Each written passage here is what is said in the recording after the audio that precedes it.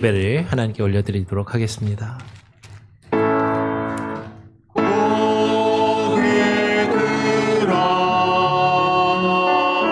주를 맞이해 엎드려 경배하며 찬양 주님께 영광 왕의 위엄은 신령과 진정한 찬양으로 영광 돌려 만왕의 왕께 아멘. 누구든지 내 이름으로 이런 어린아이 하나를 영접하면 곧 나를 영접함이요. 누구든지 나를 영접하면 나를 영접함이 아니요 나를 보내신 이를 영접함이니라. 하나님 아버지 감사합니다. 오늘 이 시간 주님 앞에 나와 주님을 찬양하며 예배합니다. 우리 마음의 문을 열어 주님을 영접하며 주님의 임재하심을 구합니다.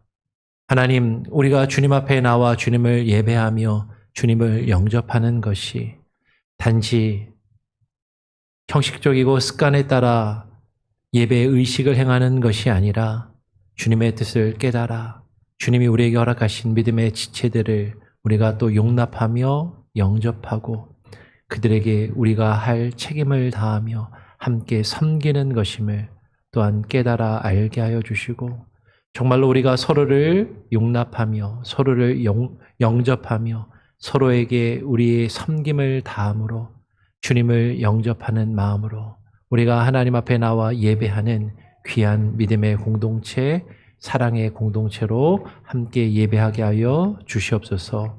오늘 예배의 시작과 끝을 주님께 맡겨드립니다. 정말로 주님과 함께 동행케 하여 주시고 주가 주시는 그 은혜와 기쁨이 풍성한 예배가 되기를 간절히 바라고 소원하오며 우리 구주 예수 그리스도의 이름으로 기도합니다. 아멘. 찬송가 212장을 함께 찬양하겠습니다. 찬송가 212장입니다. 겸손히 주를 섬길 때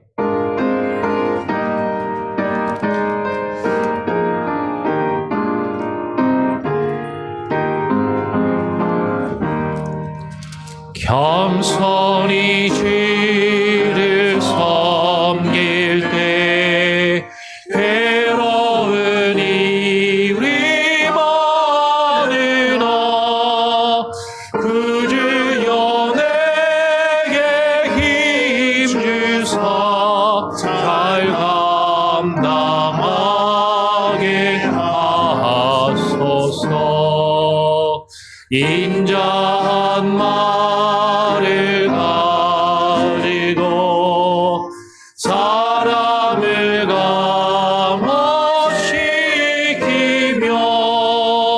갈 길을 잃은 우리를 잘 인도하게 하소서. 구주의 귀한 인내를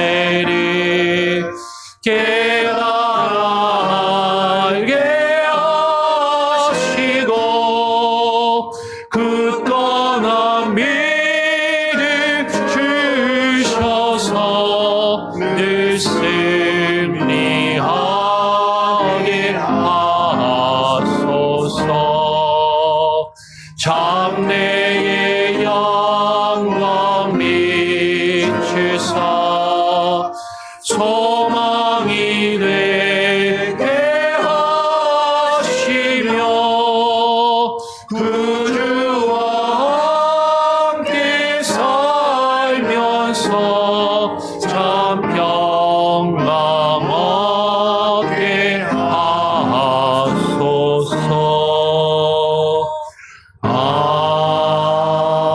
아멘.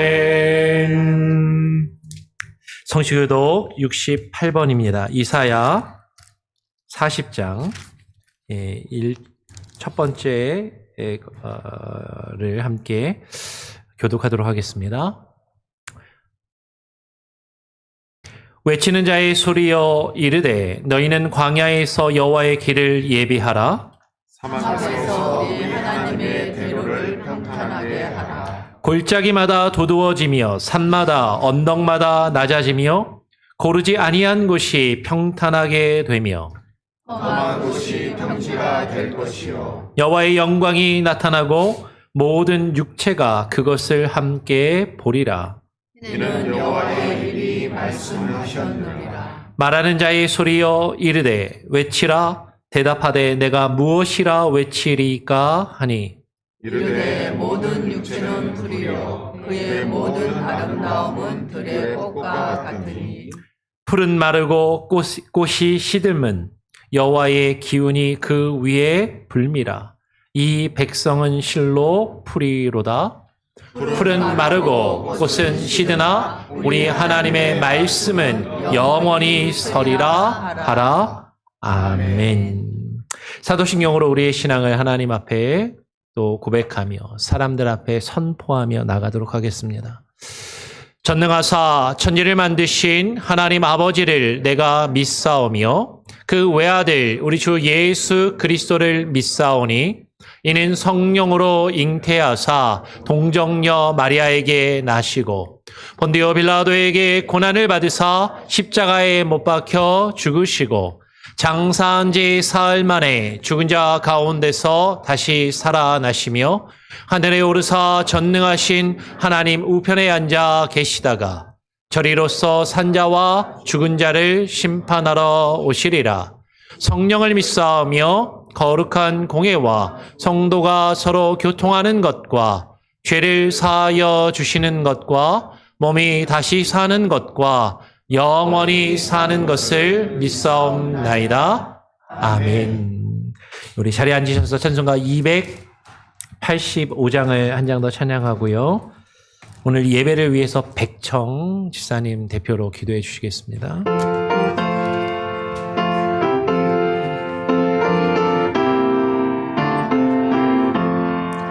주의 말씀 받은 그날 참 기쁘고 복되도다. 이 기쁜 마음 못 이겨서 온 세상에 전하노라. 기쁜 날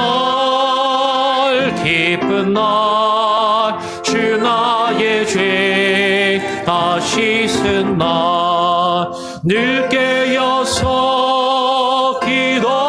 기도하고 늘 기쁘게 살아가리.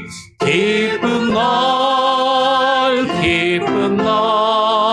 주 나의 죄 다 씻은 날 이 좋은 날 내 천한 몸 새 사람이 되었으니 이 몸과 마음 다 바쳐서 영광의 주를 섬기리. 기쁜 날 주 나의 죄 다 씻은 날 늘 깨어서 기도하고 늘 기쁘게 살아가리. 기쁜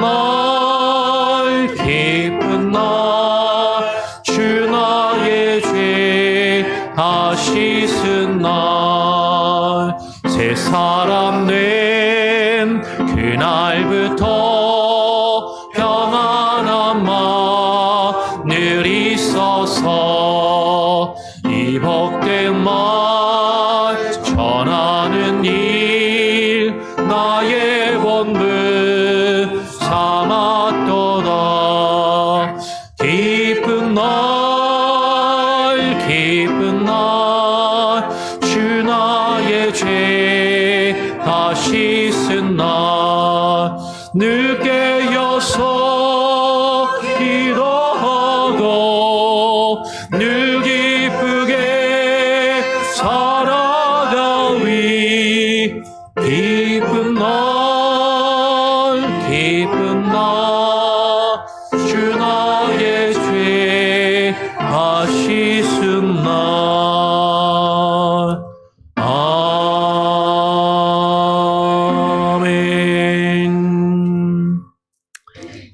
이광 집사님 나오셔서 오늘 예배를 위해서 대표로 기도해 주시겠습니다.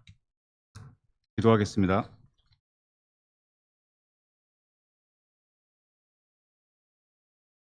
저희 마음속에 영원히 거주하시며 삶의 인도자가 되시는 하나님 감사드립니다. 먼저 지난 한 주간의 삶을 되돌아보고자 합니다. 죄의 삭은 사망이요 범죄하는 그 영혼은 죽을지라고 하였습니다. 저희들이 삶 속에 물리적인 죄가 아닐지라도 본능 속에 내재하고 있는 세속적인 욕망과 갈등의 죄가 영원한 죽음의 대가를 치를 수 있다는 것을 깨닫고자 합니다. 나로 죄로 말미암아 나 자신이 이미 죽었었다는 것을 깨달을 때 비로소 진정한 회개가 시작될 수 있음을 깨닫고자 합니다. 예수 그리스도의 죽음과 부활은 우리의 신앙의 삶이 육신의 삶을 넘어 영생에 이르기까지 계속될 것임을 깨닫고자 합니다.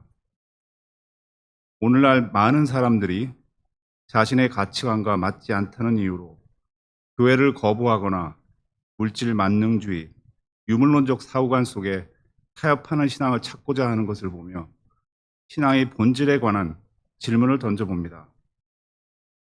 진정 하나님을 믿는 이유는 무엇인가?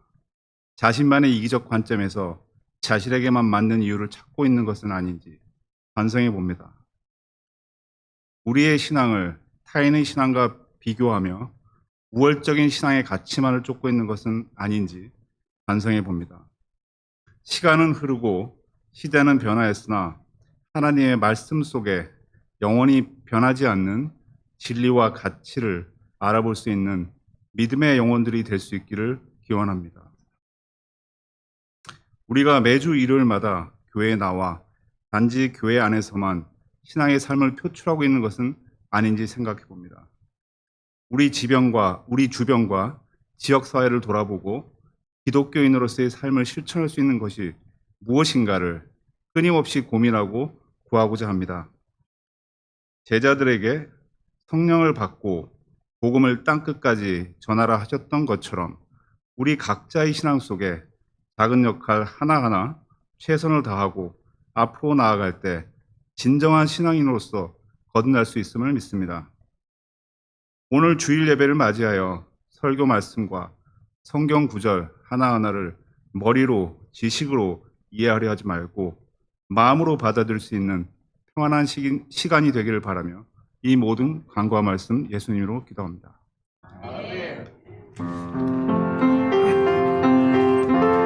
나를 사랑하는 주 나의 곁에 계신 주 이제는 나의 기도 들어주소서.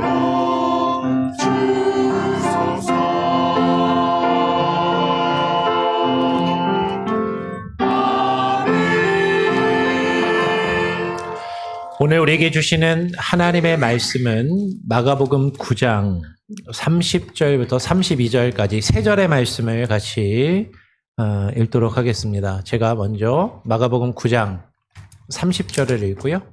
31절, 32절 두 절은 같이 한 목소리로 함께 읽기를 원합니다.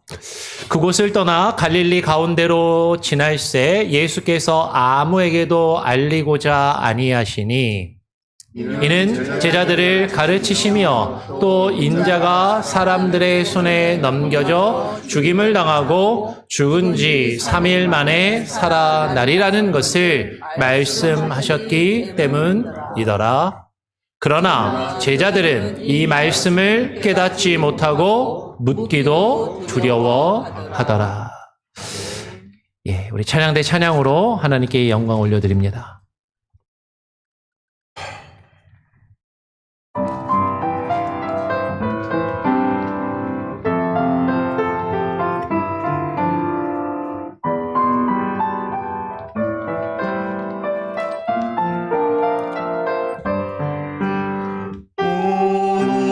올라온 구세주 예수의 주 참 능력의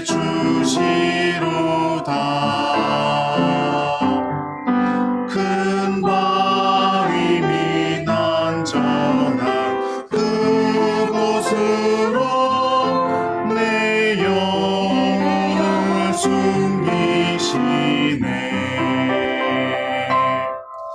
메마른 땅을 종일 걸어가도 나 피곤치 아니하며 저 위험한 곳 내가 이를 때면 그 바위에 숨기시고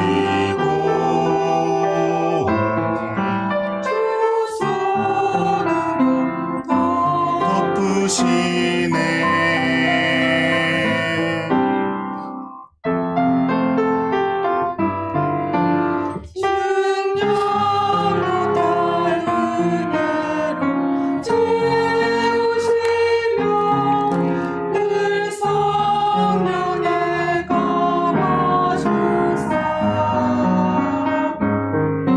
큰 기쁨 중 주님을 찬양토록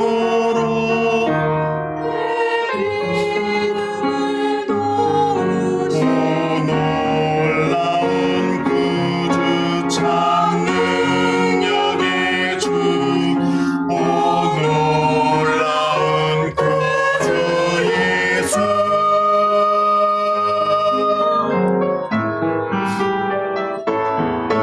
주 예수님 공중에 임하실 때 나 일어나 맞이하리 그 구원의 은총을 노래하리 저 천군과 천사 함께 메마른 땅을 종일 걸어가도 나 피곤치 아니하며 저 위험한 곳 내가 이를 때면 큰 바위에 숨기시고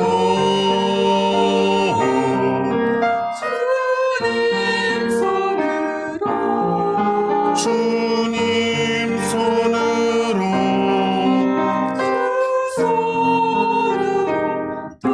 덮으시네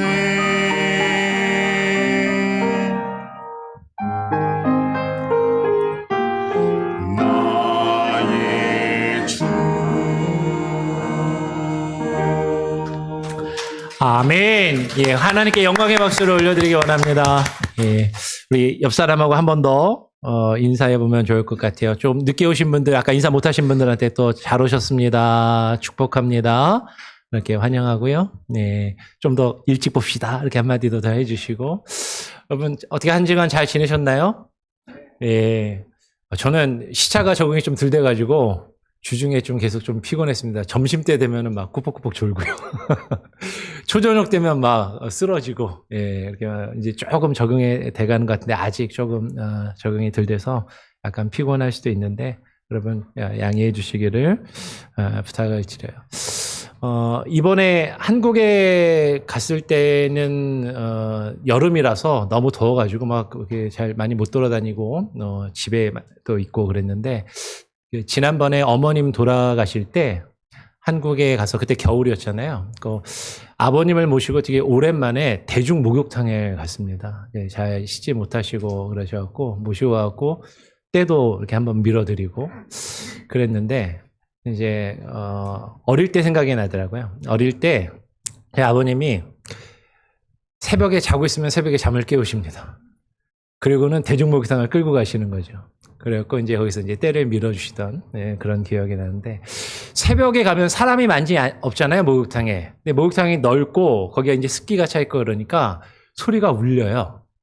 그 대중 목욕탕에서 노래를 하시는 어르신들이 있습니다. 이렇게 응얼응얼 노래를 합니다. 뭐 집에서도 비슷한 그만큼은 아니지만 비슷한 그런 효과가 날 수 있는데 소리가 이렇게 울리면 목소리가 이렇게 메아리쳐 들려서 내게 귀가 들리면서 마치 노래를 되게 잘하는 것처럼 이렇게 들리죠. 이제 그걸 이제 에코 효과라고 하는데, 요새 노래방에 가면 일부러 에코를 줘가지고 내 소리가 반복돼갖고 내 귀에 계속 이렇게 들리면서 이제 소리가 좀 이렇게 반복해서 에코, 딜레이랑 에코를 줘가지고, 리버브라고 그러죠, 사실은.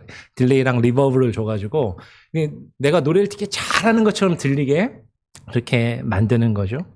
근데 실제로 이런 효과를 주는 이 방을 만듭니다. 그러니까 외부로부터 들어오는 소리는 차단을 시키고, 외부로부터 들어오는 소리는 안으로 들어오지 못하게 하고, 안에서 나는 소리가 메아리 쳐서 울려가지고 말하는 사람에게 이게 쫙 계속해서 에코처럼 들리도록 메아리치도록 만드는 그런 방을 에코 챔버라고 이야기를 해요. 오늘날 방송국에 가면 에코 챔버가 아니라, 오늘날 방송국은 거꾸로입니다. 오늘 방송국은 소리를 잘 분산시켜서 전혀 울리지 않게 만든 다음에 그 소리를 마이크로 빨아들여서 마이크로 빨아들인 소리를 기계로, 믹서로 에코도 주고 하울링도 주고 뭐 이렇게 딜레이도 주고 해서 소리를 이쁘게 만드는데, 옛날에 이런 전자기기가 이런 기기가 없을 때는 성당이나 극장이나 이런 데 가면 요런 에코 챔버 이펙트를 살려가지고 말하는 사람이나 노래하는 사람이 자신의 소리가 메아리 쳐서 자기 귀로 들어오면서 내가 말하는 것이 뚜렷하게 들리도록, 그리고 노래하는 사람도 내가 노래하는 게 아주 잘 노래가 부르는 것처럼 들리도록 그렇게 효과를 만들죠.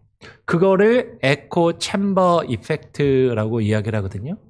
그래서 요런 효과를 주기 위해서는 외부로부터 소리가 차단이 딱 되고 그 안에 있는 소리가 안에서만 잘 계속해서 반복적으로 메아리 치도록 하는 그런 방인 거죠. 근데 요런 현상이 물리적으로 우리가 귀로 듣는 소리에만 이런 효과를 이야기하는 게 아니라, 요새는 사회학적으로 인터넷이나 온라인 공간에서도 이런 에코 챔버 이펙트가 있다라고 이야기를 해요. 그러니까 페이스북이나 트윗이나 이런 데다가 글을 올리면 그 글에 찬성하고 좋아하는 사람들이 좋아요를 누르고 댓글을 답니다. 그리고 요새는 페이스북이나 트윗 이런 것보다도 요새는 더 많이 보는 게 유튜브잖아요. 유튜브를 보면 그 유튜브에 내가 마음에 드는 동영상에 좋아요를 달고 댓글을 달아요. 그러면 이 온라인상에서 알고리즘이 내가 보고 좋아요를 누른 그런 비슷한 동영상을 계속 나에게 보여주는 것이죠. 그러면서 이것을 에코 이펙트, 에코 챔버 이펙트라고 이야기하는데, 이거 한국말로는 반향실 효과라고도 이야기하죠. 그러면서 어떤 현상이 나타나냐면, 결국에는 내가 보고 싶은 글만 계속 보게 되고, 좋아하는 글만 계속 보게 되고, 좋아하는 동영상만 계속해서 반복해서 보고 듣게 되는 것이죠. 그러면 이런 것이 계속해서 반복되다 보면 한쪽에 치우쳐서 내가 보고 싶고 듣고 싶은 것만 계속해서 보고 들으면서 내 생각이 맞구나, 내 생각이 옳구나, 아까 내가 노래를 잘하는구나 라고 생각하는 것처럼 내가 주장하고 내가 말하는 게 맞고 옳구나라는 것을, 나랑 비슷한 소리를 내는 것을 계속해서 반복해서 들으면서 그쪽으로 한쪽으로 치우치게 되는데, 이것을 뭐라고 이야기하냐면 확증 편향이라고 이야기를 하는 것이죠. 이런 확증 편향의 어떤 현상이 오늘날 인터넷이나 사회적으로 너무나도 많이 나타나서 이 시대가 너무나도 둘로 쫙 갈라지는 거죠. 좌우로 분열이 되고, 이념적으로 분열이 되고, 사상적으로 분열이 되고, 어떤 가치관적으로 분열이 되면서 극단주의에 이르게 됩니다. 이런 극단주의에 이르는 사람들의 특징이 뭐냐면, 아까 말씀드렸던 건 똑같아요. 내가 가지고 있는 어떤 울타리나 틀 속에 나를 가두어 두고, 외부로부터 오는 어떤 소리는 전혀 들으려 하지 않고, 내 목소리나 내 목소리와 비슷한 소리를 계속해서 반복해서 들으면서 내가 생각한 것이 옳고 내가 생각한 것만 옳다라고 생각하는 그런 오류에 빠지게 되는 거죠. 사실은 이런 오류에 빠지지 않기 위해서는 어떻게 해야 되냐면 다른 목소리도 들어야 돼요. 그래서 일부러 여러분 유튜브도요. 여러분들 좋아하는 유튜브만 보시지 말고 좀 다른 이야기를 하는 유튜브도 보실 필요가 있습니다. 방송을 들을 때도 똑같은 사람들끼리만 나와서 패널로 똑같은 이야기를 하는 그런 토론이나 그런 내용을 들으면 그쪽으로 가게 돼 있어요. 근데 서로 반대되는 의견을 서로 토론하고 이야기하는 것을 들어야 상대방은 이렇게 이야기하는구나. 무엇이 옳고 그르구나라는 것을 사실 우리가 분별할 수 있게 된다라는 것이죠. 그런데 오늘 이런 에코 챔버 이펙트에 빠져서 자신의 목소리만, 자신이 듣고 싶은 것만 듣고 보고 싶은 것만 보는 이런 확증 편향에 빠져 있는 모습이 오늘 우리가 살펴보고 있는 성경 말씀에, 오늘 본문의 말씀에 나타나는 제자들에게서도 보이더라라는 것이죠. 무슨 얘기냐면요. 우리가 신앙생활을 하면서도요. 주님의 말씀을 귀담아 듣지 않고 하나님이 우리에게 들려주시는 그 말씀과 음성을 듣지 않고 내 세계관과 내 틀 속에 갇혀서 내가 보고 싶고 듣고 싶은 것만 계속 듣고 그것을 접하면서 내 믿음이 옳구나. 내가 신앙생활 잘하고 있구나. 아까 목욕탕에서 노래 부르면서 내가 노래 잘한다고 생각하는 것처럼 내 틀 안에서 내가 신앙생활 하면서 내가 신앙생활 이 정도면 신앙생활 열심히 잘하고 있지. 하나님 잘 믿고 있지. 그런 오류에 빠질 수 있다라는 것이죠. 오늘 본문에 나타난 제자들의 모습은요. 마치 주님께서 그들에게 들려주시는 주님의 목소리와 음성에는 귀 기울이지 않고 자신들이 보고 싶고 듣고 싶은 것만 바라보는 그 반향실, 에코 챔버에 갇혀서 자신들이 옳다라고 생각하는 그 확증 편향에 사로잡혀 있는 모습과도 같다라는 것을 발견하게 됩니다. 오늘 본문의 말씀을 다시 한번 보면 이렇게 이야기를 해요. 우리가 아까 읽었던 말씀인데 그곳을 떠나 갈릴리 가운데로 지나실세라고 이야기를 합니다. 여기서 그곳은 우리가 지난주 그리고 제가 한국에 갔다 오기 그 전에 함께 나왔던 예수님께서 가이사랴 빌립보 가이사랴에서 비로소 제자들에게 자신이 고난받으실 것을 말씀하신 이후에 벌어지는 사건이죠. 이게 상당히 중요합니다. 주님의 고난. 주님의 십자가를 예수님께서 제자들에게 비로소 말씀하시기 시작하시고 그 십자가의 의미, 고난의 의미, 그 죽음의 의미를 가르치시기 시작하시면서 지금 이 내용이 이어지는 거죠. 그러면서 예수님이 3명의 제자들을 데리고 변화산에 올라갔다가 내려오셨어요. 그 변화산에서 제자들은 예수님이 변화된 영광스러운 모습을 보고 내려왔습니다. 그 모습을 보고 내려온 제자들은 다른 제자들에게 말했겠죠. 우리 주님이 얼굴이 천사와 같이 변하시고 그 곁에 모세와 엘리야가 서고 놀라운 일을 우리가 보고 주님의 영광을 보았다. 저 주님이 이제 왕으로 등극하실 것 같다. 라는 그런 기대감에 차게 된 것이죠. 그런데 주님께서 그 높은 산에서 변화되신 이후에 내려오셔서 어떻게 했죠? 지난주에 우리가 살펴봤던 것처럼 듣지 못하고 말 못하는 귀신이 들린 어린아이에게서 귀신을 쫓아주는 사건을 벌인 이후에 그곳을 떠나서 이제 갈릴리 가운데로 나가시는 거죠. 지난주에도 말씀을 드렸지만 이건 상당히 중요한 상징적인 영적인 의미가 있습니다. 귀로 듣지 못하여서 온전히 깨닫지 못하고 말하지 못하는 영적인 상태에 있는 그 아이를 고쳐신 것처럼 오늘 제자들도 마찬가지로 이 제자들의 모습은요. 주님이 그들에게 계속해서 들려주시고 말씀하시는 주의 말씀을 듣지 못하고 주의 말씀을 제대로 깨닫지 못하고 있는 영적인 상태에 머물러 있는 것을 보게 되는 것이죠. 오늘 예수님께서 그곳을 떠나서 갈릴리 가운데로 지나실새 예수께서 아무에게도 주님이 이제 가시고자 하는 그 예루살렘을 향해서 이제 나아가시면서 주님이 가시고자 하는 그 고난과 십자가의 길을 다른 누구에게도 알리고자 하시지 않아요. 아무에게도 알리고자 하지 아니하시고 제자들에게만 말씀하셔요. 오늘 예수님께서 이제 비로소 자신이 고난을 당하시고 십자가에 죽으실 것을, 죽으신 이후에는 다시 3일 만에 부활하실 것을 비로소 제자들에게 가르치시면서 다른 사람들에게는 그것을 말씀하시지 않고 제자들에게만 그것을 가르치시는 것이죠. 근데 그 이유를 오늘 31절은 이렇게 이야기하는 것이죠. 그 이유는 예수님이 왜 아무에게도 그것을 알고자 하지 아니하셨는가? 그 이유는 제자들을 가르치시며 또 인자가 사람들의 손에 넘겨져 죽임을 당하고 죽은 지 3일 만에 살아날 것을 말씀하셨기 때문이다라고 이야기를 해요. 다시 예수님께서 이제 자신이 고난을 당하고 죽임을 당하고 십자가를 지고 죽을 것을 제자들에게 말씀하시기 시작하셨는데 예수님을 따르는 많은 사람들은 그 고난의 의미는 듣지 않고 깨닫지 못하고 지금까지 예수님이 보이셨던 능력의 모습, 힘 있는 모습, 병자를 고치고 먹을 것을 주시고 귀신을 쫓아내며 자신들이 원하는 것들을 들어주고 이루어지는 그 일들을 이루시는 분으로 생각하면서 주님을 따르는데 예수님께서는 이제 그것이 아니라 사람들이 기대하는 그런 메시아 그리스도의 모습이 아니라 십자가를 지시기 위해서 예루살렘으로 가시는 자신의 사역에 대해서 제자들을 가르치시며 말씀하시는 데 집중하시기를 원하시더라라는 거죠. 오늘 여기서 제자들을 가르치시며라는 이 동사가 헬라어로 보니까 디다스켄이라는 단어를 씁니다.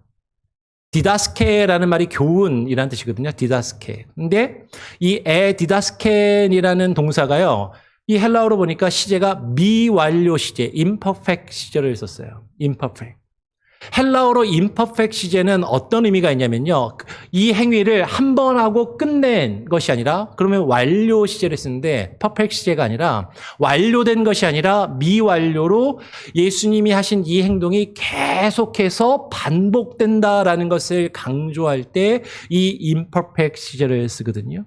그러니까 예수님께서 제자들을 가르치시는 게 그냥 한 번 가르치시고 끝낸 게 아니라 예수님이 계속해서 반복해서 지금 자신의 고난에 대해서 말씀하시고 그 고난의 의미에 대해서 가르치시며 말씀을 하셨었다라는 것이죠.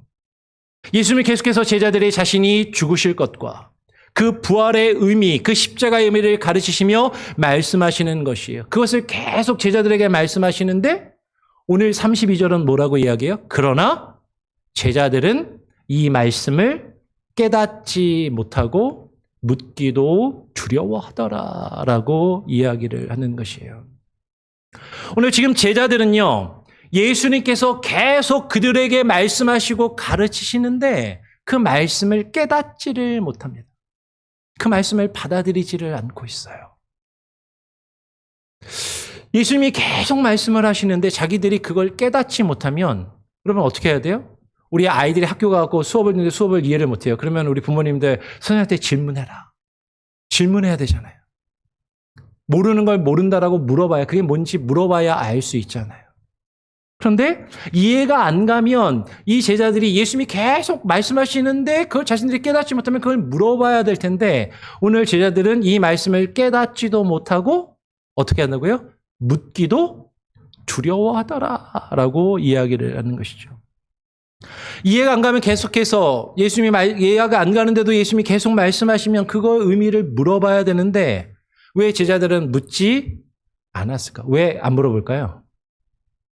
아마도 이 제자들은 예수님을 열심히 쫓아다니는데도 그 주님의 말씀을 그렇게 듣고 배우고 주님이 하신 일들을 보고 경험했는데도 주님의 말씀을 깨닫지 못하고 있다는 걸 주님께 들키고 싶지 않았을 거예요. 자신들이 모른다라는 것을 자신들이 깨닫지 못하고 있음을 사실 드러내며 그것을 부끄럽게 여기고 주님이 우리가 모르는 걸 아는 걸 두려워하는 것 같다라는 거죠. 교회에서 성경 공부를 하고 말씀을 가르치고 이게 같이 대화하고 질의응답을 하면요 성도님들이 별로 안 좋아합니다. 왜 성경 공부하는 것이 별로 원하지 않으세요? 왜 자꾸 질문하고 대화하는 거 싫으세요? 그러면 뭐 이렇게 얘기하는데 결국에는 잘 돌아보면 내가 신앙생활 이만큼 했는데 내가 수년간 10년 이상 20년 30년 교회를 다녔는데 내가 요것도 모른다라는 걸 목사님이 알면 창피하잖아요. 내가 이렇게 신앙생활하고 성경 공부하는데 다른 사람들 앞에서 이걸 이야기하다가 내가 이걸 모른다라는 걸 저 사람이 알면 저를 어떻게 생각하겠습니까?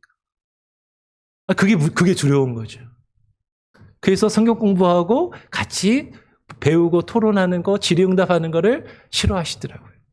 아마 제자들도 좀 그런 것 같아요. 오늘 이 제자들이 자신들이 주의 말씀이 예수님 계속 말씀하시는데 못 깨달아요. 몰라요. 그럼 물어봐야 되는데 묻지를 않습니다. 두려워해요. 그런데 뒤에 말씀을 보니까 더 중요한 것은요. 이 제자들이 주님의 말씀을 깨닫지 못하고 묻기도 두려워하고 묻지도 않는 이유는 뭐냐면 뒤에 보니까 제자들은요. 예수님이 하시는 말씀에 관심이 별로 없었어요. 그들의 관심은 다른 데 있었던 거예요. 주님이 하시는 말씀을 듣지 않고 그들은 자신들이 바라고 자신들이 보고 듣고 싶은 것을 보고 그것에 사로잡혀서 자기들끼리 그것을 이야기하더라라는 것이죠. 한번 볼까요? 이어서 33절에 보니까 이렇게 이야기합니다. 이후에 예수님께서 이렇게 길을 가시면서 제자들과 이렇게 말씀하시고 가버나움이라는 곳에 도착하셨습니다. 예수님께서 가버나움에 이르러서 집에 계실 때 제자들에게 물어보시는 거죠. 제자들에게 뭐라고 물어보시냐면 너희가 아까 길에서 서로 토론한 것이 무엇이냐라고 물으시는 거예요. 그러면 생각해 보십시오. 예수님이 지금 제자들과 함께 길을 가시면서 제자들이 자신이 지금 이제 고난받고 죽으실 것을 말씀하시는 거예요. 예수님이 이제 십자가를 지기 위해서 예루살렘에 가셔야 된다라고 그 십자가의 의미를 말씀하시는데 예수님과 함께 길을 가면서 주님의 그 말씀을 듣고 있는 이 제자들은요. 주님의 말씀은 듣지 않고 서로 다투는 거죠. 뒤에 보면 쟁론했다라고 하잖아요. 서로 싸우면서 서로 이야기하는 겁니다. 주님의 말씀은 귀 기울여 듣지 않고 자기들끼리 하고 싶은 얘기를 하고 있는 거죠. 예수님은 지금 자신의 죽음을 말씀하고 계시는데 자신이 지실 그 십자가의 의미를 말씀하시는데 이 제자들은 같이 길을 가면서도 전혀 다른 것에 집중하면서 그것들을 가지고 서로 묻고 대화하고 있더라라는 것이죠. 예수님이 너희가 길에서 서로 토론하는 것이 무엇이냐라고 물으시는데 이 사람들이 제자들이 어떻게 해요? 대답을 못하고 잠잠합니다. 왜 대답을 못해요? 그 이유는 그들이 길에서 서로 누가 크냐고 하고 쟁론하였습니다라고 이야기를 하는 것이죠. 여러분 다시 말씀드려요. 예수님이 제자들과 함께 길을 가시면서 자신이 이제 고난을 받고 죽을 것이라는 것을 그 십자가의 의미를 말씀하시는 그 엄중한 순간에 그러면 제자들은요. 서로를 비교하면서 내가 더 크니 내가 너보다 잘나니 못나니 너보다 내가 더 위니 아래니 그것을 서로 따지면서 서로 비교하면서 다투고 있었다라는 거죠. 이들은 왜 그랬을까요? 아까 말씀드린 것처럼 이들이 예수님을 따라다니면서 예수님이 행하신 수많은 일들을 보고 경험하고 주의 말씀을 들었지만 주님이 하신 그 일들과 주의 말씀을 그대로 듣고 받아들이며 깨달아 안 것이 아니라 그것을 오해하고 있는 것이죠. 자신들이 보고 싶은 대로 보고 듣고 싶은 대로 들었던 것이죠.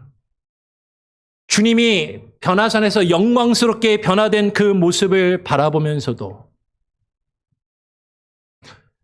주님의 그 영광을 바라보면서 더 그 주님의 영광 가운데 이 주님이 예수님 예루살렘에 올라가시면 저 로마를 몰아내고 이제 이 이스라엘의 왕이 되시려나 보다.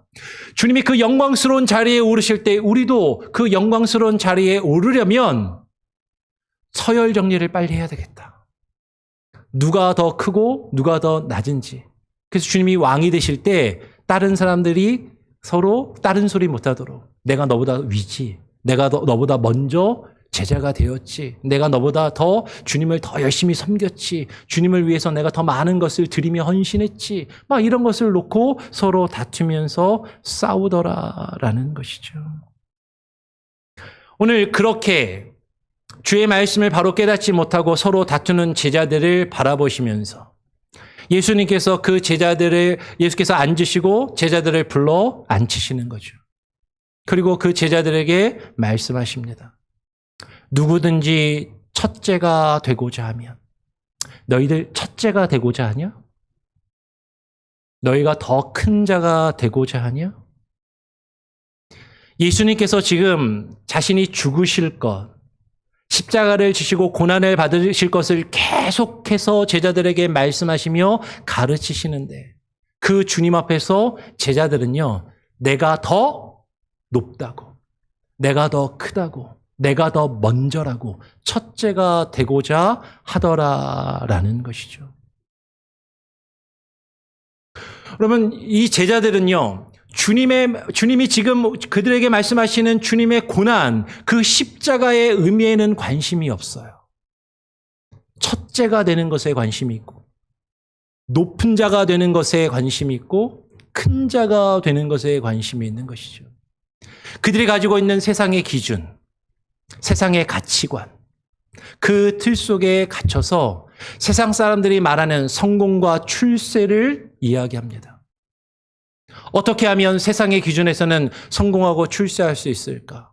다른 사람과 나 자신을 비교하면서 다른 사람보다 내가 더 돋보여야 되고, 다른 사람보다 내가 더 두드러지게 나타나야 되고, 내 모습이 다른 사람들에게 돋보이며 인정받아야 한다라고 생각을 하는 것이죠. 그래서 많은 사람들이요, 명품으로 자신을 치장하고 화려한 장신구로 자신을 가꿉니다. 그러면 자존감이 낮은 사람일수록 더 자신을 화려하게 꾸미는 경향이 많다라고 이야기를 하잖아요. 왜? 다른 사람들과 나 자신을 비교해서 내가 더 돋보이고 싶어서. 이 세상의 기준은요, 다른 사람을 짓밟고 올라서야, 그 경쟁에서 이겨야 내가 다른 사람보다 더 높이, 더 크게 될 수 있다라고 이야기하기 때문에 지금 제자들은요, 그것을 가지고 이야기하는 거예요. 주님을 믿고 따르는 그 제자들의 모임 가운데서도 지금 이야기하는 것이죠. 누가 더 큰 자인가? 다른 제자들과 자신을 비교합니다. 내가 너보다 예수님 먼저 믿었어. 예수님의 제자가 먼저 됐어. 내가 예수님께 너보다 예수님께 더 많은 것을 드리고 바쳤어. 주님이 너는 안 데리고 다녀도 나는 저 높은 산에도 변화되실 때 나는 데리고 갔다 오셨으니까 내가 너보다 더 먼저고 더 크고 더 높은 사람이야. 사실 그렇게 서로를 비교하고 서로 다른 사람을 깔아내고 다른 사람들과 자신을 비교하면서 내가 다른 사람보다 더 낫다라는 것을, 더 다른 사람보다 괜찮다라는 것을 인정받으려 하고 자신의 의를, 자기 의를 드러내며 세우려 하는 그 모습을 가지고 있더라라는 것이죠. 여러분, 지금 이 모습이요, 제자들에게만 있는 게 아니라 오늘날 교회를 다니고 있는 우리들에게도 이와 같은 모습이 있을 수 있다라는 거죠. 교회를 다니면서 수많은 예배를 드립니다. 수많은 설교를 들어요. 계속해서 하나님의 말씀이 우리 귓가에 들리고 하나님의 말씀을 우리가 듣고 배웁니다. 근데 그 말씀에는 관심이 없어요. 우리의 관심은 이 세상에서 성공하고 출세하며 더 높은 자리에 오르고 더 많은 것을 가지며 다른 사람들보다 내가 더 큰 사람이 되는 것에 있는 거죠. 어떻게 이 세상에서 성공하고 출세하며 더 높은 자리에 오르고 더 다른 사람보다 먼저 되어서 더 많은 것을, 더 큰 것을, 더 많은 것들을 누릴 수 있을까? 그것을 위해서 예수를 믿는 그 믿음을 수단으로 삼고 도구로 삼으려는 그런 모습만 가지고 있는 것이죠. 오늘 그런 제자들에게 오늘 예수님께서 말씀하십니다. 누구든지 첫째가 되고자 하면 묻 사람의 끝이 되며 뭇사람을 섬기는 자가 되어야 하리라 라고 말씀을 하시는 거죠. 예수님께서는 이 세상의 논리와는 다른, 이 세상의 기준과 방법과는 다른, 전혀 다른 것을 말씀하십니다. 너희가 정말로 다른 사람보다 첫째가 되고 먼저 되고 높은 자리에 오르고 큰 자가 되기를 원하냐? 그러면 뭇 사람보다 너희가 끝이 되면 돼.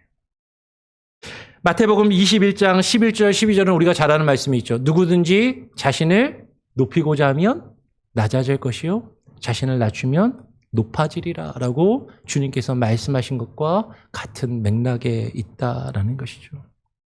예수님은 제일 낮은 자리에서 모든 사람을 섬기는 자가 첫째요, 가장 큰 자이고 그가 권위가 있고 능력을 가질 것이다라고 말씀하시는 것이죠.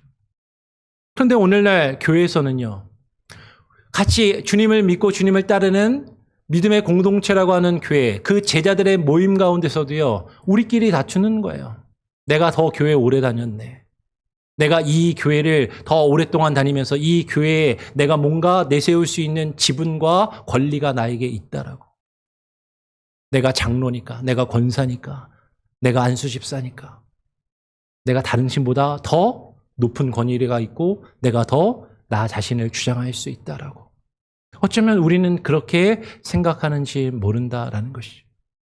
그런데 주님께서는 사람을 섬기는 자가 되어야 큰 자가 될 수 있다라고 말씀을 하시는 것이죠.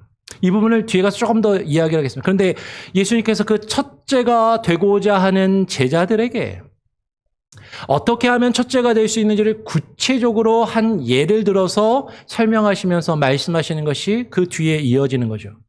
오늘 36절에 예수님이 어린아이 하나를 데려다가 그들 가운데 서로 첫째가 되고 서로 높은 자리에 오르고자 하는, 서로 다른 사람보다 더 높이 되고자 하고 크게 되고자 하는 그 제자들 한가운데에 세우시면서 그들 앞에 앉으셔서 제자들에게 말씀하시는 것이죠. 이르시되 누구든지 내 이름으로 이런 어린아이 하나를 영접하면 곧 나를 영접하는 것이다. 여러분, 지금 오늘날 시대하고는 좀 다르게 생각해야 됩니다. 오늘날 시대는요, 각 가정마다요, 아이가 가장 큰 상전이에요. 요새 합계 출산율이, 최근에 출산율이요, 한국에 0.8이 안 된다고 그럽니다. 0.8, 0.7에서 왔다 갔다 한다 그러거든요. 이게 무슨 얘기냐면 남자랑 여자랑 둘이 결혼을 해서 몇 명을 낳아야 그 인구가 유지가 돼요? 2명을 낳아야 유지가 되잖아요. 그러니까 출산율이 2가 되면 이제 남자 여자가 결혼해서 그 2명의 자녀들이 인구가 계속 유지가 되는 숫자가 출산율이 2인데, 출산율이 1 밑으로 내려갔다는 얘기는 남자랑 여자랑 결혼해서 여자가 아이를 한 명도 채 잘 낳지 않는다라는 거죠. 여러분, 요새같이 아이를 적게 낳아서 그 집안의 아이가 가장 귀한 존재가 된 그런 시대를 우리가 살아가고 있으니까 어쩌면 당연하지, 아이를 귀하게 여기고 아이를 잘 대접해야지, 어쩌면 우리는 그렇게 생각할지 몰라요. 그런데 예수님 당시에 고대 사회에서는요, 어린아이들은 오늘날처럼 그렇게 대접을 받는 그런 존재들이 아니었다라는 것이죠. 우리 옛날에 그 약장수들이 동네에 오면은 막 애들이 몰려들면 이런 얘기 했다고 그러잖아요. 애들은 가라, 애들은 가. 그죠? 네. 무슨 얘기예요? 애들은 쓸데없으니까. 니네들이 돈이 있어, 이걸 살 수 있어, 아무런 쓸모 없으니까 니네들은 가, 필요 없어. 이런 얘기잖아요. 그러면 실제로 고대 시대의 아이들은요, 매우 귀찮고 부담스러운 존재로 여겨졌습니다. 요새같이 뭐 피임을 하고 출산 계획을 세워서 아이를 적게 낳는 게 아니라 옛날에는 그냥 본능적으로 살아가다 먹고 생활하고 부부관계를 하다 보면 자녀들을 막 적어도 5, 6명, 많으면 10명 이상도 낳는 그런 집안들이 허다했잖아요. 자녀들이 계속 납니다. 줄줄이 계속 나와요. 집에 먹을 건 없는데 입이 계속 느는 거죠. 나가서 일할 수 있는 능력은 없는데, 뭔가 생산할 수 있는 능력은 없는데 계속해서 먹는 입만 늘어나는 것을 보면서 사실은 계속해서 책임져야 되고 돌봐야 되는 그런 존재로, 그저 귀찮고 부담스러운 존재로 아이들이 여겨졌던 것이 옛날 고대시대의 모습이다라는 거죠. 실제로 여러분, 우리나라도 그렇고요. 동서고금의 옛날 이야기들을 보면 어떤 이야기들이 있냐면 어린아이들을 하찮고 귀찮은 존재로 여겨서 아이를 내다 버리는 그런 이야기들, 아이를 없애는 이야기들이 실제로 있어요. 우리가 잘 아는 그 과자집으로 만든 집 헨델과 그레텔도 아이를 숲속에 버리는 이야기잖아요. 그죠? 장화 홍련전도요, 계모가 전체의 자식을 죽여 없애는 이야기예요. 피리 부는 사나이가 자신이 그 마을에서 쥐를 없애줬는데 마을 사람들이 그 대가를 주지 않으니까 어떻게 해요? 아이들의 피를 불어서 다 그 마을에서 없애는 이야기. 마치 쥐와 아이들을 일치시키는 것 같은, 먹을 양식을 축내는 존재인 것 같은 어떤 그런 부담스러운 존재. 나를 위해서 해줄 수 있는 힘과 능력은 없으면서 나에게 부담스럽고 내가 책임져야 되는 그런 존재로 그렇게 여기더라라는 것이죠.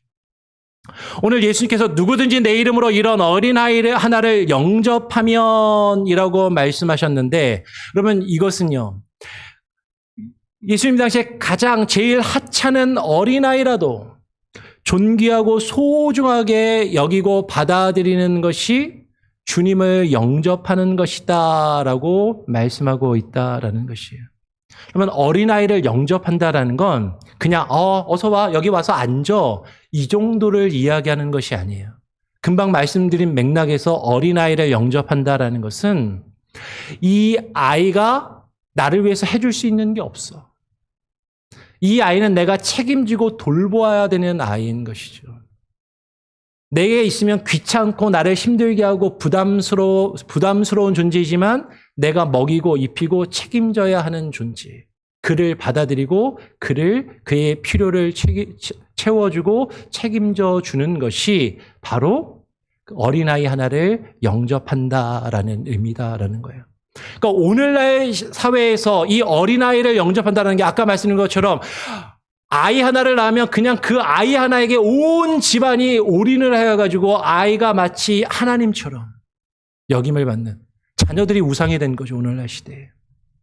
그 아이를 정말로 신처럼 떠받드는 이런 시대에는 사실 아이를 당연히 잘 섬기고 아이를 위해서 뭐든지 해줘야지 이렇게 생각할 수 있겠지만, 여러분 이 맥락을 이해하고 이 말씀을 읽으면요, 어린아이 하나를 영접한다는 건 뭐죠? 오늘날 우리가 살아가는 이 시대에 소외된 자들, 무가치하게 여겨지는 자들, 나를 위해서 쓸모없는 존재로 여겨지는 자들, 나를 위해서 뭔가 해줄 수는 없는데 내가 돌보고 책임져줘야 하는 그런 존재들, 그런 이들을 영접하는 것이 주님을 영접하는 것이다라는 거예요.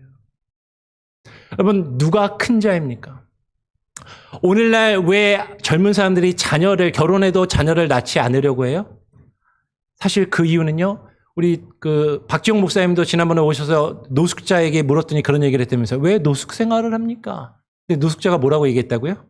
책임지기 싫어서. 왜 자녀를 낳으려 하지 않아요? 그 자녀를 낳아서 책임지는 것이 부담스럽고 싫은 것이죠. 아이를 귀하게 여기지만 그 자녀에 대한 책임지는 것을 싫어하는 것은 예나 지금이나 사실 마찬가지의 모습이다라는 것이에요. 여러분, 누가 큰 자입니까?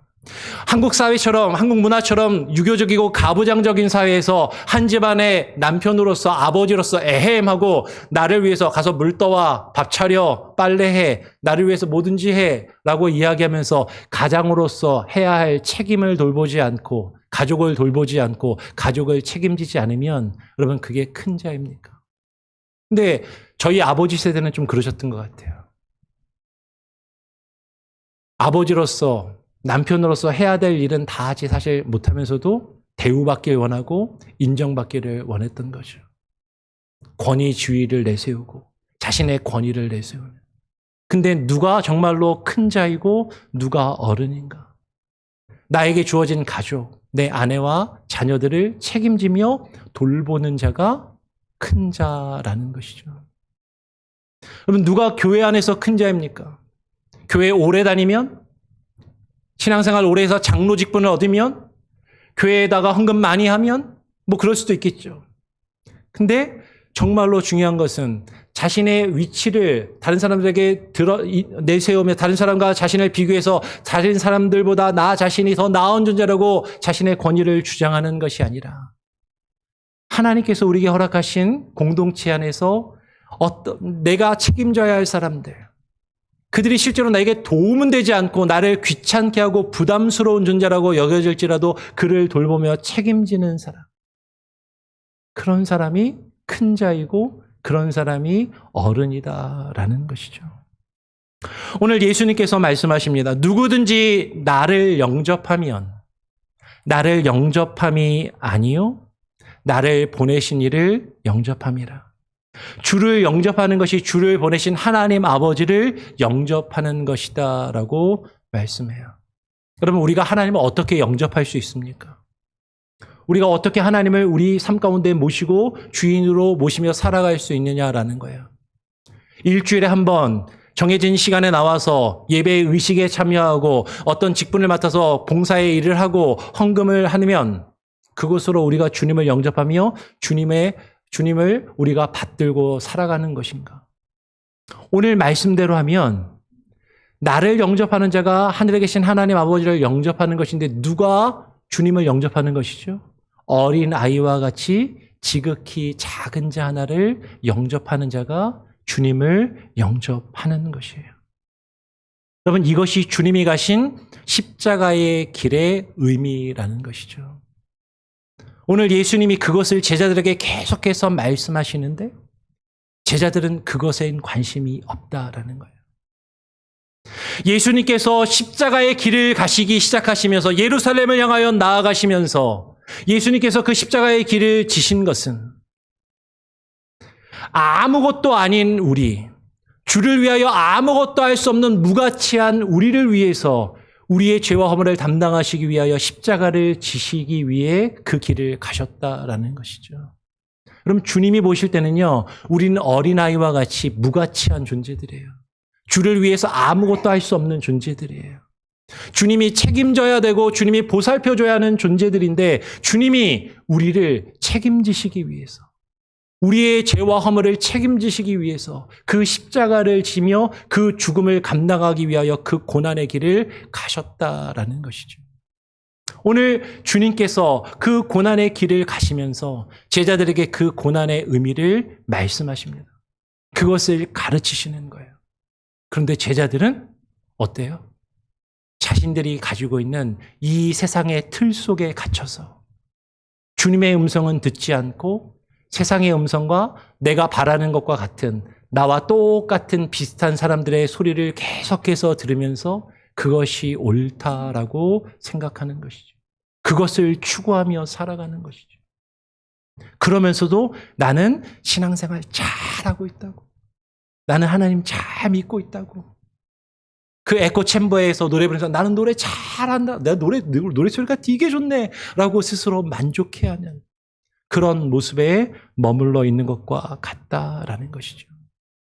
오늘 주님께서 우리에게 계속해서 말씀하고 계십니다. 주님이 가시는 그 고난의 길, 그 주님이 지신 십자가의 의미를 우리에게 말씀하고 계세요. 그 십자가는요, 예수 그리스도를 믿고 우리가 이 세상에서 내가 바라는 성공과 출세를 이루는 것이 아닙니다.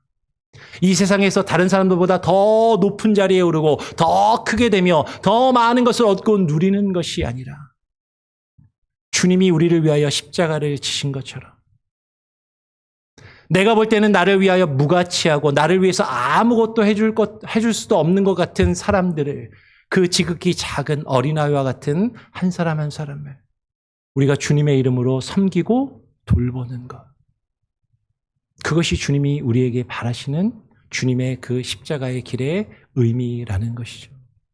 그것을 주님이 우리에게 말씀하고 계시는데 우리는 우리의 틀 속에 갇혀서 주님의 음성은 듣지 않고 내가 바라는 소리를 계속해서 들으면서 그곳에 만족하고 그것에 기뻐하고 있지는 아니한지 우리의 신앙과 믿음을 되돌아보기를 원합니다. 그리고 그 틀을 깨고 주님의 음성과 주의 목소리를 들으시길 바랍니다.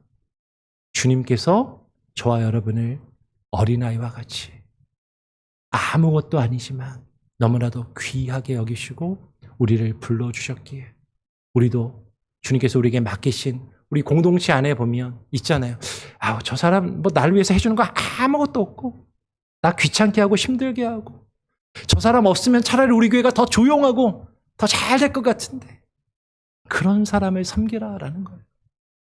그런 사람을 붙들고 주님의 뜻을 이루어가는 정말 참된 믿음의 공동체요 신앙의 공동체로 저와 여러분이 우리 교회가 세워져 가기를 간절히 소원하고 축원합니다. 아멘. 기도하겠습니다.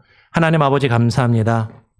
오늘 이 시간에 주의 말씀을 깨닫지 못하고 자신들의 틀 속에 갇혀 자신들이 보고 싶은 것만 보고 듣고 싶은 것만 듣고 있는 제자들의 모습과도 같이 우리가 신앙생활을 하고 있는 것은 아닌지 주님 우리가 우리 자신을 되돌아보게 하시고 주님이 우리에게 말씀하시며 계속해서 우리에게 들려주시는 그 십자가 그 고난의 의미를 우리가 묵상하며 깨달아 알게 하시고 주님의 뜻을 우리의 삶 가운데 이루어가는 참된 예배자의 모습이 우리에게 있게 하여 주시옵소서. 모든 것을 주께 맡깁니다. 우리의 연약함을 긍휼히 여겨주시고 아무것도 주를 위하여 할 수 없는 연약한 존재인 우리를 정말로 귀하게 여기시고 자녀 삼으시며 우리를 책임져 주신 주님, 우리도 주님이 가신 그 고난의 길을 주와 함께 걸으며 주님이 지신 십자가를 지고 우리가 다른 사람을 섬기며 다른 사람을 향하여 우리의 책임을 다할 수 있는 성숙한 믿음을 우리가 가져갈 수 있게 하여 주시옵소서. 감사하며 거룩하신 예수 그리스도의 이름으로 기도합니다. 아멘. 우리 찬송가 453장을 부르면서 여러분 드린 예물을 하나님께 봉헌하도록 하겠습니다. 453장입니다.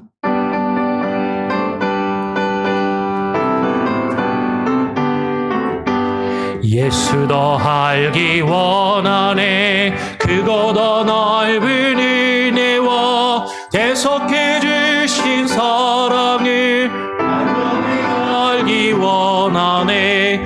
내 평생의 소원, 내 평생의 소원, 대속해 주신 사랑을 간절히 알기 원하네. 성령이 스승되셔서 진리를 가르치시고 거룩한 뜻을 깨달아 예수를 알게 하소서. 내 평생의 소원, 내 평생의 소원, 대속해 주신 사랑을 간절히 알기 원하네. 성령의 감화 받아서 하나님 말씀 배우니 그 말씀 안절안절이 내 맘에 교훈되도다.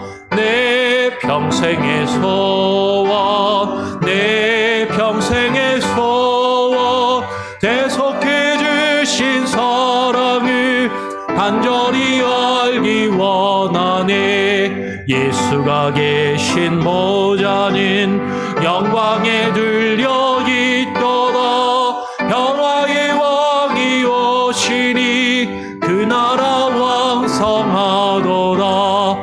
내 평생의 소원, 내 평생의 소원, 대속해 주신 사랑을 간절히 알기 원하네.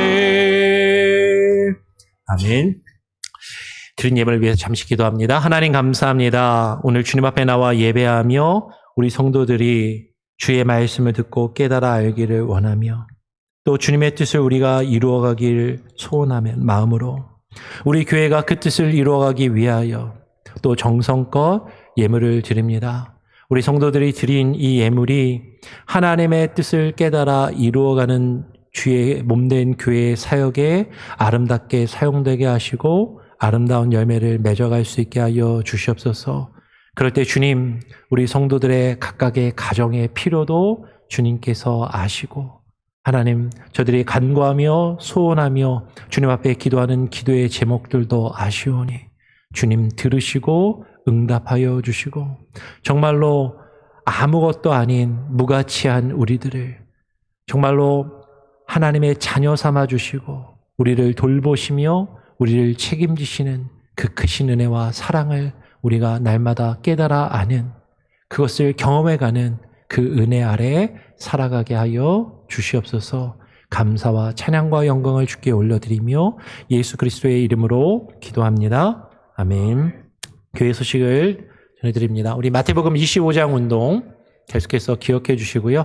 대표 기도가 다시 수정이 됐습니다. 지난주에 벽에 붙여드린 거에서 다시 수정을 해서 주보에다가 끼워서 드렸거든요. 아마 여러분 주보에 끼워드린 대표 기도 순서 오른쪽 위에 보면 날짜가 있죠. 8월 8일? 예. 8월 8일자가 최신 겁니다. 혹시 그 이전 거를 가지고 계시면 없애시길 바래요. 찢어서 없애시고 8월 8일 거를 기준으로 이제 이후에 대표 기도 순서를 확인해 주시고요. 그 순서에 맞춰서 대표 기도를 준비해 주시기를 부탁을 드립니다. 구역 모임 성경 공부가 또 8월부터 재개가 됩니다. 그래서 원래 지난주에 구역 인도자 성경 공부를 하려고 했는데요. 광고가 제대로 안 되고 또 우리 구역 인도자님들이 또 약속에 있으신 분들이 있고 그래서 지난주에 못하고 한 주 미뤄서 오늘 하기로 그렇게 바꿨습니다. 그래서 오늘 구역 인도자 성경 공부 모임이 있고 오늘은 혹시 빠지시는 분들이 있어도 그냥 합니다. 그래서 그렇게 이해를 해주고 점심 식사 이후에 모이도록 하고요. 그래서 8월 정기 당회도 원래는 보통 둘째 주에 하는데 다음 주에 당회를 하도록 하겠습니다. 당회가 다음 주 주일 점심식사 이후에 하고요. 교사 간담회도 우리 연간 일정표에 17일에 원래 계획이 돼 있었는데 7월 24일로 한 주간 8월입니다. 8월 24일로 한 주간 미뤄서 교사 간담회를 할 수 있도록 하겠습니다. 그리고 미국 장로교회 전국 한인 목회자 컨퍼런스가 8월 26일 화요일부터 29일 금요일까지 있습니다. 연간 계획표에도 들어가 있는데요. 제가 이번에 리빙 워러스 때 KPC 회장이 됐기 때문에 여기에 또 이제 또 참석을 할 필요가 좀 있을 것 같습니다. 그렇게 이해를 해주시고요. 그리고 주일 학교 예배가 지난주부터 유아 유초등부와 중고등부 예배를 분리해서 드리기 시작했습니다. 그래서 전도사님이 쉽게 말하면 설교를 2번 하세요. 그러니까 예배를 2번 드리는 거죠. 아이들 나이대를 구분해서. 그래서 전사님과 교사들이 또 그만큼 헌신하고 수고하는데요. 여러분 위에서 기도해 주시고 많이 격려해 주시고 또 교회나 우리 성도님들이 섬기며 또 도울 게 뭐가 있는지 그렇게 관심 가져주시면 감사하겠습니다. 네, 그렇게 하고요.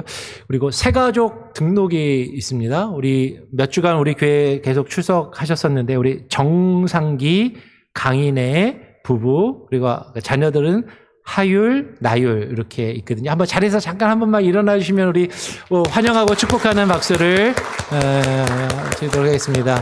우리 교회를 이제 계속해서 나오시기로 마음을 먹고 등록을 하셨기 때문에 앉으셔도 됩니다. 그래서 여러분 축복해 주시고요. 환영해 주시고 우리 가족으로 이제 대해 주시면 감사하겠습니다. 혹시 다른 광고 내용이나 혹시 제가 빠뜨린 함께 나눌 내용이 있을까요? 없으면 우리 다 같이 일어나셔서 마지막 찬양 부르고요. 제가 축도함으로 오늘 2부 예배를 마치도록 하겠습니다.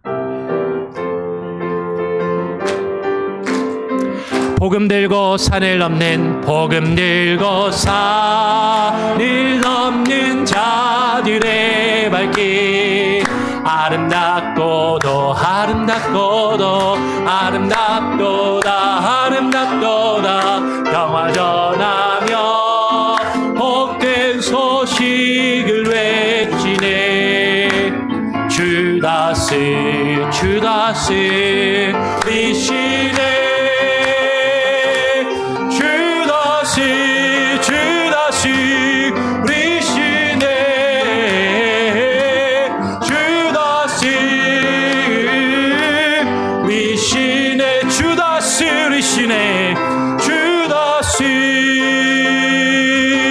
리시네 주다스 리시네. 오늘 이 시간 주님 앞에 나와 예배하며 주님을 찬양하는 모든 이들이 주의 말씀을 듣고 깨닫지 못하는 것이 아니라 주의 말씀에 귀 기울이며 주님께서 우리에게 말씀하시고 가르치시는 그 고난의 길 십자가의 의미를 깨달아 주의 뜻을 이루어가며 정말로 우리가 서로를 향하여 낮아지며 섬기기를 힘쓰는 사람들과 믿음의 공동체가 되게 하여 주시옵소서. 이제는 주님 앞에 나와 예배하는 우리 교회 모든 권속들, 오늘 예배에 참석한 모든 예배자들과 출타 중에 있을지라도 우리 교회에 속한 모든 지체들과 그들의 가정과 자녀들 위해, 그리고 우리 교회에 새로 등록한 정상기 강인의 부부 가정 위에 오늘 이 시간에 온라인으로 함께 예배드리며 이후에 예배드릴 모든 이들의 삶의 영역 가운데 이제는 우리 구주 예수 그리스도의 무한하신 은혜와 아버지 하나님의 크신 사랑과 성령님의 역사 교통하심이 은혜와 평강 중에 이제로부터 영원토록 함께 계실지어다. 아멘.